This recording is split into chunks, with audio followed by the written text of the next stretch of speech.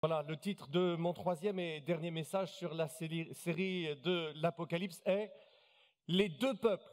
Pourquoi les deux peuples? Eh bien, parce qu'au fond, sur la terre, il n'y a que deux catégories de personnes, deux peuples. Ce ne sont pas les Français et les Anglais, ce ne sont pas les hommes et les femmes, ce ne sont pas les riches et les pauvres. Ça n'est pas non plus une distinction en fonction de la couleur de la peau. D'ailleurs, un jour vient où toutes ces différences visibles ne représenteront plus rien. On n'en parlera plus et même on n'y pensera plus. Mais il existe une ligne de partage entre les hommes qui est bien réelle. Elle est invisible pourtant. Mais cette ligne de partage est la seule qui soit véritablement importante parce que c'est celle qui fait la différence aux yeux de Dieu et aussi parce que c'est celle qui demeurera pendant toute l'éternité. Alors on va lire maintenant un passage de l'Écriture assez énigmatique qui a fait couler beaucoup d'encre et de salive. C'est dans Apocalypse, chapitre 7, versets 1 à 17. La dernière fois, nous avions parlé de ceux qui ont reçu sur leur front et sur leurs mains, vous vous en souvenez, la marque de la bête. Aujourd'hui, nous allons surtout parler de ceux qui ont reçu une autre marque sur eux et sur leur front. Les deux peuples, les deux sortes d'hommes reçoivent les uns et les autres une marque contraire et nous verrons ce que ça signifie. Nous allons voir aussi que vous faites forcément partie d'un peuple ou de l'autre. Il n'y a pas de neutralité, vous faites partie de l'un ou de l'autre et vous avez besoin de vous positionner. Alors on a trouvé Apocalypse chapitre 7. On lit à partir du verset 1er. Après cela, je vis 4 anges debout aux 4 coins de la terre. Ils retenaient les 4 vents de la terre, afin qu'il ne souffle pas de vent, ni sur la terre, ni sur la mer, ni sur aucun arbre. Et je vis un autre ange qui montait du côté du soleil levant et qui tenait le sceau du Dieu vivant. Il cria d'une voix forte aux 4 anges qui avaient reçu le pouvoir de faire du mal à la terre et à la mer, ne faites pas de mal à la terre, ni à la mer, ni aux arbres, avant que nous ayons marqué d'une empreinte le front des serviteurs de notre Dieu. Puis j'entendis le nombre de ceux qui avaient été marqués de cette empreinte. Ils étaient 144 000 de toutes les tribus d'Israël. De la tribu de Juda, 12 000 marqués de cette empreinte. De la tribu de Ruben, 12 000. De la tribu de Gad, 12 000. De la tribu d'Azer, 12 000. De la tribu de Nephtali, 12 000. De la tribu de Manassé, 12 000. De la tribu de Siméon, 12 000. De la tribu de Lévi, 12 000. De la tribu d'Issachar, 12 000. De la tribu de Zabulon, 12 000. De la tribu de Joseph, 12 000. De la tribu de Benjamin, 12 000. Tous marqués de cette empreinte. Après cela, je regardais et je vis une foule immense que personne ne pouvait compter. C'étaient des hommes de toute nation, de toute tribu, de tout peuple et de toute langue. Ils se tenaient debout devant le trône et devant l'agneau, habillés de robes blanches, des feuilles de palmier à la main. Et ils criaient d'une voix forte, « Le salut est à notre Dieu qui est assis sur le trône et à l'agneau !» Tous les anges qui se tenaient autour du trône, des anciens et des 4 êtres vivants, se prosternèrent, le visage contre terre, devant le trône, et ils adorèrent Dieu en disant « Amen ». La louange, la gloire, la sagesse, la reconnaissance, l'honneur, la puissance et la force sont à notre Dieu au siècle des siècles. Amen. L'un des anciens prit la parole et me dit « Ceux qui sont habillés d'une robe blanche, qui sont-ils ? Et d'où sont-ils venus » Je lui répondis, « Seigneur, tu le sais. » Il me dit alors, « Ce sont ceux qui viennent de la grande tribulation. Ils ont lavé leurs robes, ils l'ont blanchi dans le sang de l'agneau. C'est pourquoi ils se tiennent devant le trône de Dieu et le servent jour et nuit dans son temple. Celui qui est assis sur le trône les abritera sous sa tente. Ils n'auront plus faim, ils n'auront plus soif. Le soleil ne les frappera plus, ni aucune chaleur brûlante. En effet, l'agneau qui est au milieu du trône prendra soin d'eux et les conduira aux sources des eaux de la vie. et Dieu essuiera toutes larmes de leurs yeux. Amen. Amen, mais qu'est-ce que ça veut dire? L'Apocalypse est un livre de vision, mais ça, n'importe quelle personne qui lit le livre s'en rend compte très très rapidement. Mais qu'est-ce que ça veut dire en fait que l'Apocalypse soit un livre de vision? Eh bien, le livre de l'Apocalypse nous fait voir les grandes vérités de Dieu à travers des images. Et dans la réalité ultime, il n'existe que deux sortes d'hommes, deux sortes de personnes. Et ici, nous voyons une des deux catégories de personnes. Alors, on commence par éclaircir ce texte quand même assez énigmatique. Ici, écoutez bien, Jean a deux visions qui se suivent. La première vision commence au verset 1er, quand il voit 4 anges qui retiennent les 4 vents de la terre. Les 4 anges ont le pouvoir de faire du mal à la terre, mais ils sont retenus un moment d'envoyer ces jugements jusqu'à ce que les serviteurs de Dieu soient marqués d'une empreinte. Ensuite, toujours dans cette première vision, Jean ne voit pas de foule, mais il entend un nombre. Il entend le nombre des personnes qui sont marquées pour échapper au jugement. Ça, c'est la première vision. La deuxième vision commence au verset 9. Il est écrit « après cela ». C'est une deuxième vision. Jean ne voit plus des anges, mais il voit une foule au nombre incalculable. Alors, ceux qui lisent le texte trop vite se disent en eux-mêmes que Jean a vu là, en effet, deux choses différentes. 144 000 personnes et une autre chose, à savoir une foule au nombre incalculable. Ce qui semble en effet différent parce que 144 000 paraît s'opposer à une foule incalculable. Mais en réalité, Jean n'a pas vu la foule des 144 000 personnes. Il a vu des anges et il a entendu le nombre de la foule. Ensuite, il a vu une foule immense et qui venait de partout. C'est exactement le même schéma qu'au chapitre 5 que nous avons vu lors du premier message. Jean a deux visions successives. D'abord, rappelez-vous, il voit celui qui est assis sur le trône et qui tient un livre dans sa main.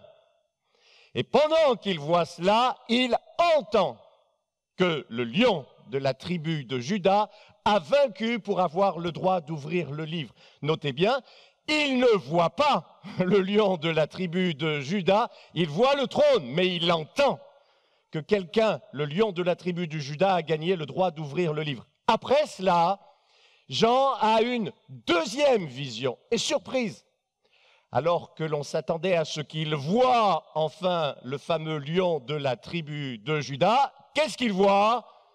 Un agneau. Un agneau avec la marque du sacrifice. Un agneau comme immolé, mais pourtant debout et bien vivant. Nous avons vu que le lion, rappelez-vous, le lion de la tribu de Juda et l'agneau sacrifié sont en fait une seule et même personne. Le Seigneur Jésus, qui a été crucifié, mais qui est ressuscité, debout et plus vivant que jamais, qui est devenu le maître de l'histoire, qui ouvre le livre. Seulement dans la première vision, Jésus est décrit par un titre qui est proclamé, le lion de la tribu de Juda. Jean entend seulement le titre. Et dans la deuxième vision, Jésus est dépeint par une image visuelle, celle d'un agneau, debout, comme sacrifié, mais bien vivant, ressuscité. En fait, dans la réalité, Jésus, notre Seigneur, n'est ni un lion, ni un agneau, ça ce sont juste des symboles, il est le roi des rois et le Seigneur des seigneurs. C'est exactement le même schéma dans le chapitre 7 que nous venons de lire. Ce chapitre nous parle maintenant non pas tellement du Seigneur Jésus, mais du peuple de Dieu. Dans un premier temps, Jean ne voit pas d'image de ce peuple. Il voit des anges qui retiennent les les quatre vents de la terre, mais il entend le nombre de ceux qui composent ce peuple, 144 000. Les 144 000 sont ceux que Dieu reconnaît comme ses serviteurs et qui sont préparés pour passer à travers les difficultés et échapper au jugement. Puis dans un deuxième temps, il voit une foule au nombre incalculable, le peuple de l'agneau qu'il a racheté par son propre sang, des hommes de toute langue, de toute tribu, de tout peuple, de toute nation. Les 144 000 et la foule immense que Jean a vue sans pouvoir les compter ne sont pas deux choses différentes. Ils sont une seule et même réalité spirituelle exprimée à travers deux symboles différents. Un nombre et ensuite une image, celle d'une foule habillée de blanc. Il s'agit du peuple de Dieu, du peuple de l'agneau, le peuple des rachetés qui ont été marqués par Dieu pour échapper au jugement. Alors vous allez me demander, pourquoi deux visions et pas une seule? D'abord parce que les différents symboles et les images se complètent en s'ajoutant les uns aux autres. Ensuite, deuxième raison, parce que si ce sont les mêmes personnes qui sont représentées ici, les deux scènes montrent ces mêmes personnes à des moments différents. La première scène décrit l'Église à travers les 144 000. L'Église, le nouveau peuple de Dieu sur la terre avant la grande tribulation. Je vais expliquer tout à l'heure. Dieu va les marquer pour qu'ils tiennent bon à travers cette détresse qu'ils vont affronter. La deuxième vision, la foule immense venant de partout, montre la même Église, cette fois-ci qui se tient dans le ciel, après la grande épreuve.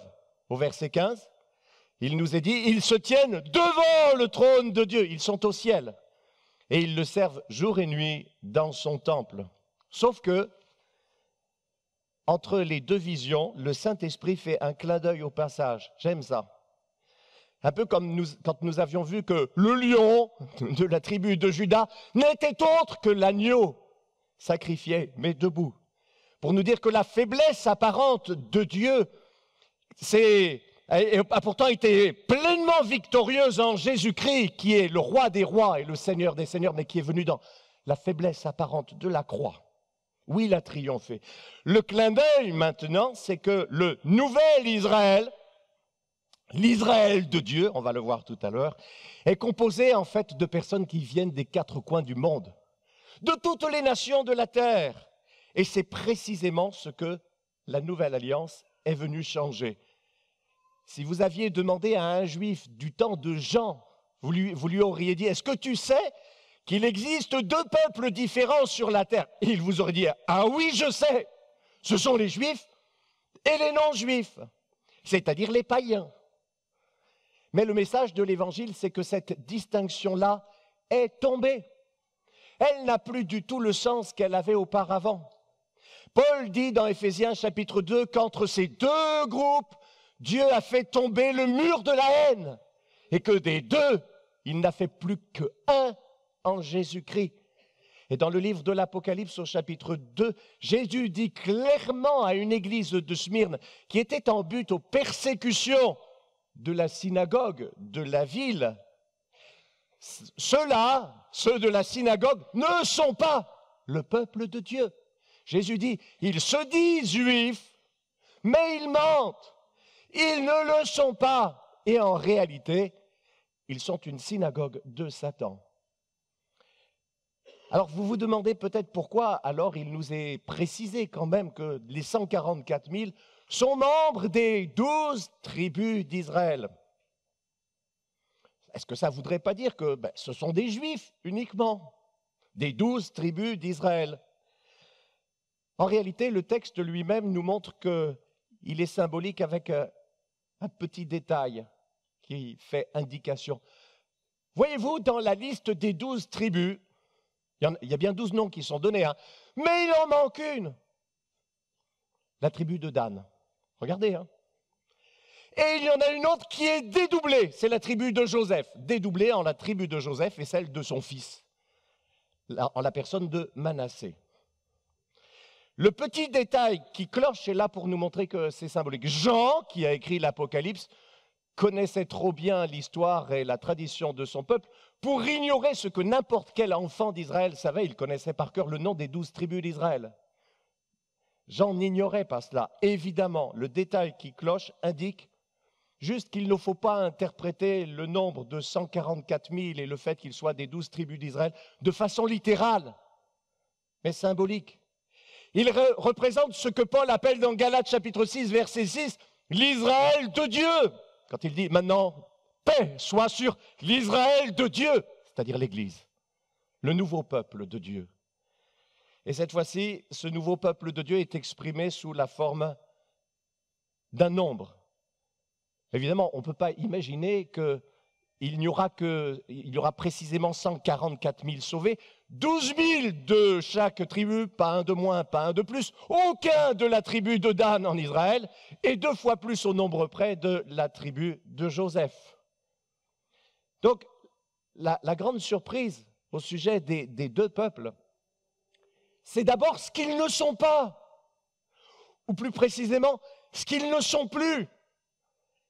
Ce que l'enseignement de Paul dit aussi en Galates chapitre 3, verset 28, « Il n'importe plus donc que l'on soit juif ou qu'on ne le soit pas, que l'on soit un homme ou que l'on soit une femme, que l'on soit esclave ou que l'on soit un homme libre. » Pourtant, à l'époque, c'était important, toutes ces choses. En effet, vous êtes tous un dans la communion de Jésus-Christ. Le nouveau peuple de Dieu, la grande vérité, c'est que les anciennes distinctions humaines, héréditaires, t'es né esclave, parce que ton père était esclave, tu es esclave, ta mère était juive, tu es juive, ou pas, ces distinctions héréditaires, humaines, visibles, tombent dans la nouvelle alliance. Alors peut-être qu'à nous, ça semble une évidence, presque une banalité, mais je vous garantis que pour les chrétiens du 1er siècle, déjà même pour les apôtres, c'était un vrai bouleversement, une révolution. Jésus était juif, les 12 apôtres étaient tous des juifs, et la première église à Jérusalem était juive à 100%. Mais maintenant, l'évangile est annoncé sur tous les continents, à toutes les nations de la terre, à toute créature, et maintenant l'Israël de Dieu, comme dit Paul au Galates chapitre 6, verset 6, l'Israël de Dieu est composé d'hommes de toute tribu, de toute langue, de toute race, de toute nation, de tout peuple. Gloire à Dieu. La distinction entre les 2 peuples n'est plus humaine, naturelle, traditionnelle, héréditaire. Elle est spirituelle et elle s'établit sur la base de la foi en Jésus-Christ ou pas. Ainsi, les 144 000 représentent le vrai peuple de Dieu. Alors, on va tâcher maintenant d'expliquer les symboles de la vision de Jean. Aujourd'hui, c'est symbolique. On commence par les 4 anges qui retiennent les 4 vents de la terre. Il nous est dit qu'ils ont reçu le pouvoir de faire du mal à la terre, à la mer et aux autres arbres. Ça veut dire quoi? Ils représentent, de même que les 4 cavaliers du chapitre 6, les forces qui courent dans notre monde et dans l'histoire du monde, ou encore les forces qui soufflent dans l'histoire du monde, les 4 vents.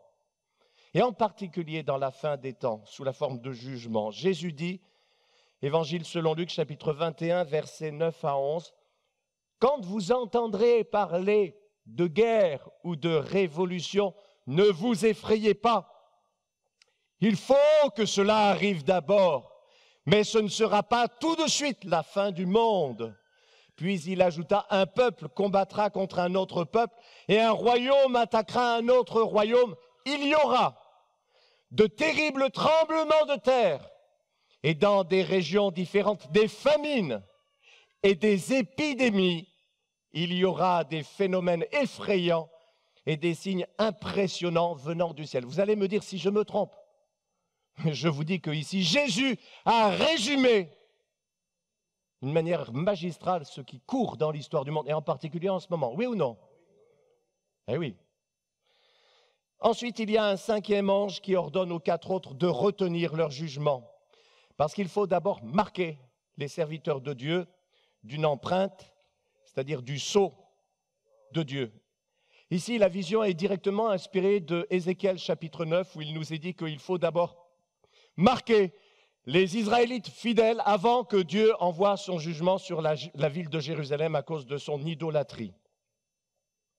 Dieu fait donc une marque, une empreinte sur ceux qui lui appartiennent, ceux qui marchent avec lui pour qu'ils échappent au jugement. Mais quelle est cette marque que les serviteurs de Dieu reçoivent sur leur front? Je fais comme ça, comme si c'était un cachet. Est-ce que c'est un signe? Est-ce que c'est une image? Est-ce que c'est un code que l'on peut voir là? On a la réponse dans Apocalypse chapitre 14, verset 1er. Jean dit, « Je regardais encore, je vis l'agneau qui se tenait sur le mont Sion, et avec lui, écoutez bien, 144 000 personnes qui avaient son nom et le nom de son Père inscrits sur leur front. » La marque n'est pas une marque physique. À l'église, on ne fait pas un tampon. C'est une empreinte spirituelle dans le cœur, dans la pensée. Le front désigne le siège de la pensée. Ce que Jean a vu a un sens spirituel, évidemment symbolique, comme la repentance, la conversion à Jésus-Christ, sont un changement radical du cœur, de la personnalité, de la pensée. Tiens, l'empreinte. Dans Éphésiens chapitre 1er, verset 3, Paul dit, écoutez, après avoir entendu la parole de la vérité, l'évangile qui vous sauve, vous avez cru en Jésus et vous avez été marqués de l'empreinte du Saint-Esprit. Eh bien là voilà, cette empreinte. Nouvelle question sur les 144 000. Déjà, pourquoi est-ce qu'ils sont 144 000 et pas 132 550 ou des centaines de millions ou des milliards d'ailleurs? Mais là encore, la vision est toute symbolique. Et ici, le symbole est dans le nombre choisi pour représenter les serviteurs de Dieu. Pour ceux qui sont mauvais en calcul mental, comme je suis mauvais en calcul mental, la liste qui est faite ensuite nous montre que 144 000, c'est 12 000 de chaque tribu. Donc 12 fois 12 000. Le nombre 12 représente symboliquement le peuple de Dieu. Il y a 12 tribus en Israël, dans l'Ancienne Alliance. Et dans la Nouvelle Alliance, l'Église a été fondée avec 12 apôtres. Les 12 multipliés par 12 nous parlent de les 12 multipliés par 12, donc par le nombre par lui-même, nous parlent de la façon dont l'Église se multiplie elle-même. L'Église se multiplie parce qu'un croyant gagne un autre croyant. Une Église implante une nouvelle Église et ainsi de suite. Et le tout, 12 fois 12, multiplié encore par 1000, est là pour nous montrer que là, en fait, ce n'est pas juste un individu ou deux, ou même des petits groupes ici, là. Mais là, on parle de multitude, on parle de foule. 12 fois 1000, une foule immense. Le nombre est rond, symbolique. Évidemment, il n'y aura pas que 144 000 sauvés. Et il y en aura beaucoup plus, gloire à Dieu. Autre question à propos des 144 000. Tiens, pourquoi dans Apocalypse chapitre 14, verset 4, il nous est dit que les 144 000 sont ceux qui ne se sont pas souillés avec des femmes et qui sont vierges. Alors d'abord, pourquoi des hommes? Il n'y aura pas de femmes qui seront sauvées? Et pourquoi des hommes vierges? Parce que c'est mal de se marier et de vivre la conjugalité et tout ce qui va avec? Évidemment, non. Tout est symbole ici. La foule d'hommes représente le peuple de Dieu, le nouvel Israël. Et leur virginité représente leur pureté intérieure, morale et spirituelle. La virginité est symbole de pureté. Mais au fait, le symbole de la virginité n'est pas pris ici au hasard. Parce que je vais le voir très rapidement tout à l'heure, le peuple de Dieu, c'est aussi l'épouse de Christ. La fiancée vierge qui se prépare pour le festin, le jour des noces de l'agneau. Ici, vous voyez, les symboles s'ajoutent et se croisent les uns les autres. On avance. La foule immense que Jean voit dans sa vision, dans le deuxième temps, est toute habillée de blanc. La couleur blanche est un symbole de pureté, archi connu. Mais ce détail quand même, ils ont blanchi leur robe dans le sang de l'agneau. Ça alors, si vous avez une tache de sang sur votre beau vêtement blanc, il va falloir justement que vous laviez, n'est-ce pas, la tache de sang. Mais là, un vêtement souillé par des taches de toutes les couleurs, peut-être lui-même grisâtre, trempé dans le sang de l'agneau, ressort tout blanc, extraordinaire. Les vêtements blancs des rachetés représentent le fait que Dieu nous rend justes, purs, blancs, immaculés par le sang de Jésus. Alléluia. 1 Jean, chapitre 1er, verset 7, la Bible dit, le sang de Jésus, son Fils, nous purifie de tout péché. Gloire à Dieu. Encore une chose, au verset 9, les personnes qui composent la foule tiennent quoi ? Des palmes, des feuilles de palmier à la main. Les feuilles de palmier sont un symbole de victoire dans la Bible, mais pas seulement. Je vous posais la question. Au Festival de Cannes, au fait, le film qui est nominé, il remporte quoi ? La Palme d'Or. Donc les symboles différents décrivent le fait de mener une vie chrétienne victorieuse. Comment ? En restant fidèle à l'agneau. Allez, je viens très rapidement à cette grande tribulation dont il est question. Après, je voudrais vous parler de vous, mes frères et sœurs, de moi.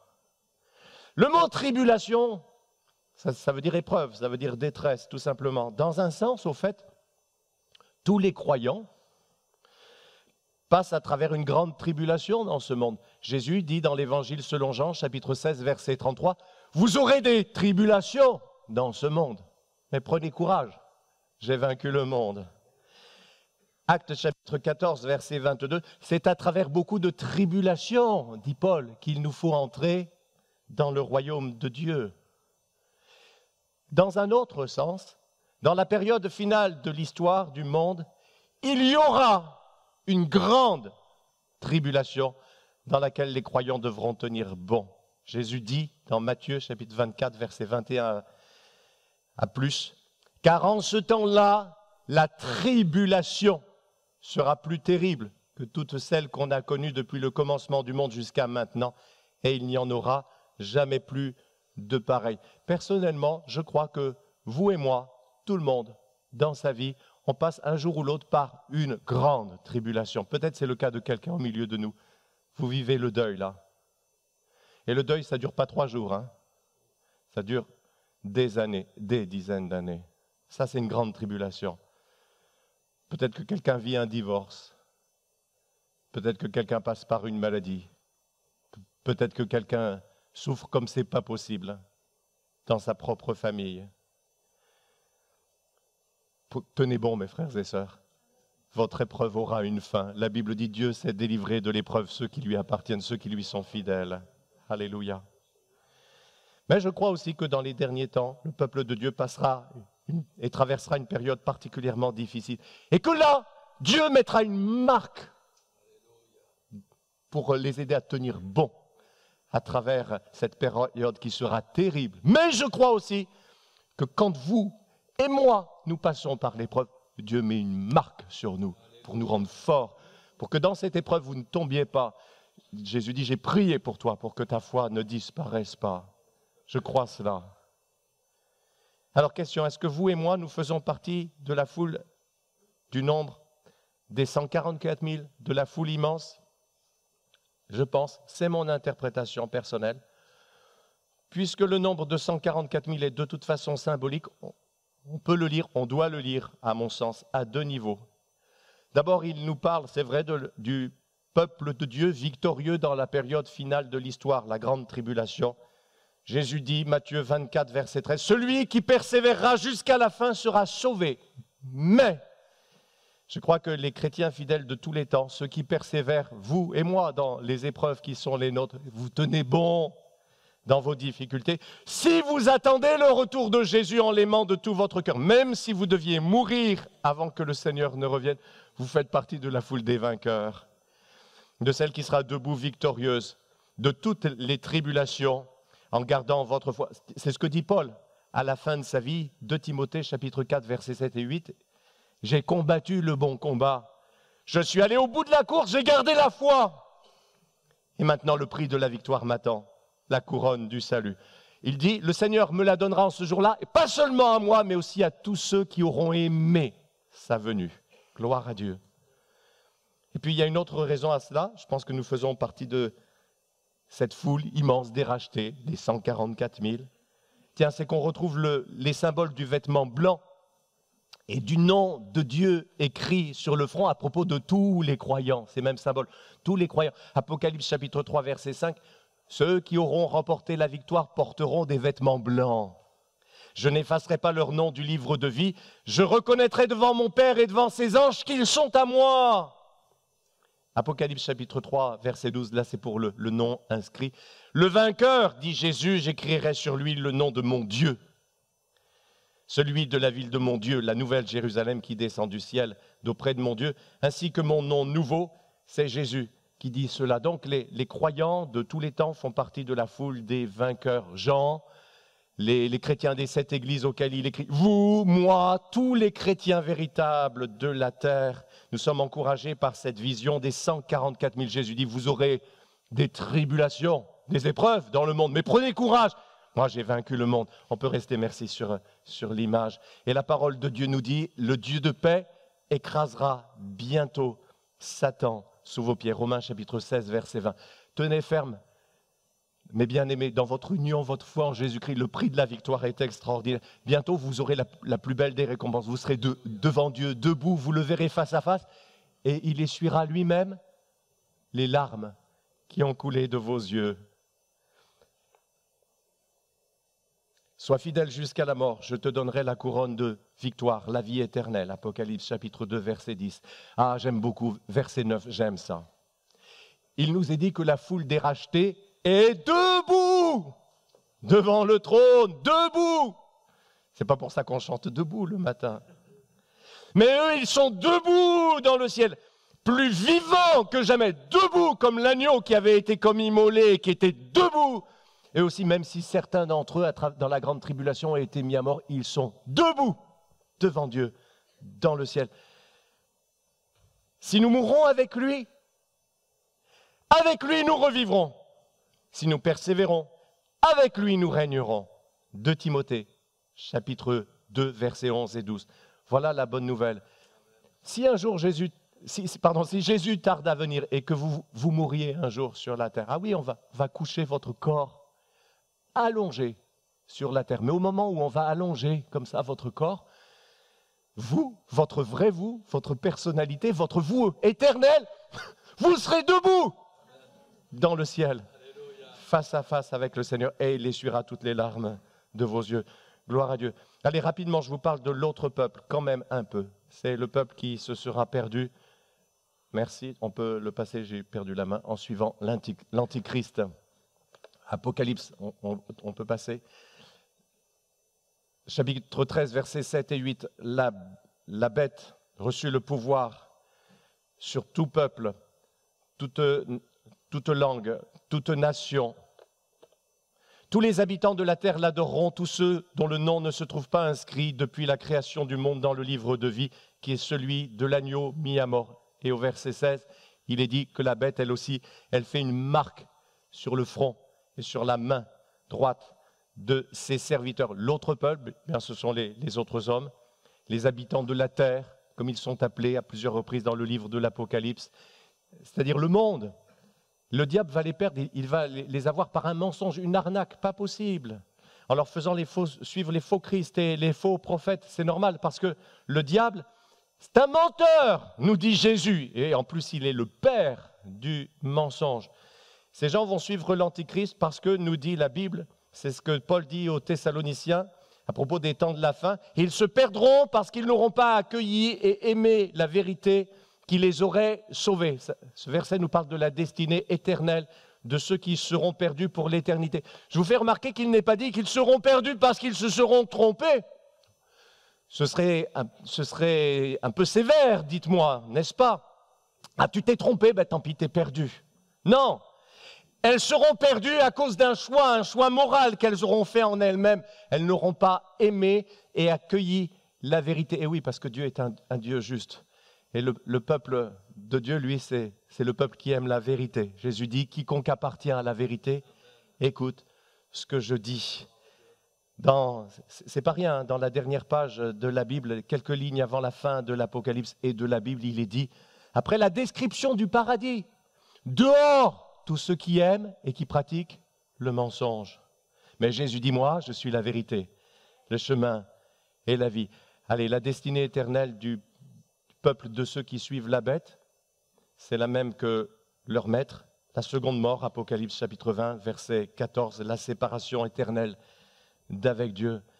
Voilà, j'aurais pu développer ça. Les deux peuples sont représentés aussi dans l'Apocalypse par deux images, deux femmes, la femme prostituée, l'épouse de l'agneau, j'ai pas le temps, deux villes, Babylone, la nouvelle Jérusalem, qui sera la cité du peuple de Dieu dans le ciel, j'ai pas le temps. Mais toutes ces images nous parlent de la nécessité de venir à Christ aujourd'hui. Voilà ce qui est dit. Apocalypse chapitre 21, verset 27. Rien d'impur n'entrera dans cette ville, ni personne qui se livre à des pratiques abominables et aux mensonges. Seuls entreront ceux dont le nom est inscrit dans le livre de vie, qui est celui de l'agneau. Jésus est la ligne de partage des hommes. Et il dit à ceux qui croient en lui, maintenant vous êtes dans le monde, mais vous n'êtes plus du monde. Oui, il y a bel et bien deux peuples sur la terre qui coexistent ensemble. À propos de ceux qui appartiennent à l'agneau, il est dit dans Apocalypse chapitre 14, verset 4, ils suivent l'agneau partout où il va. Si vous ne l'avez pas commencé, commencez aujourd'hui. Suivez l'agneau. Si vous avez commencé, continuez, persévérez, tenez bon jusqu'au bout. À la fin, il n'y a qu'une seule issue. C'est le triomphe de l'agneau et le triomphe de ceux qui suivent l'agneau. Que Dieu soit béni. Alléluia.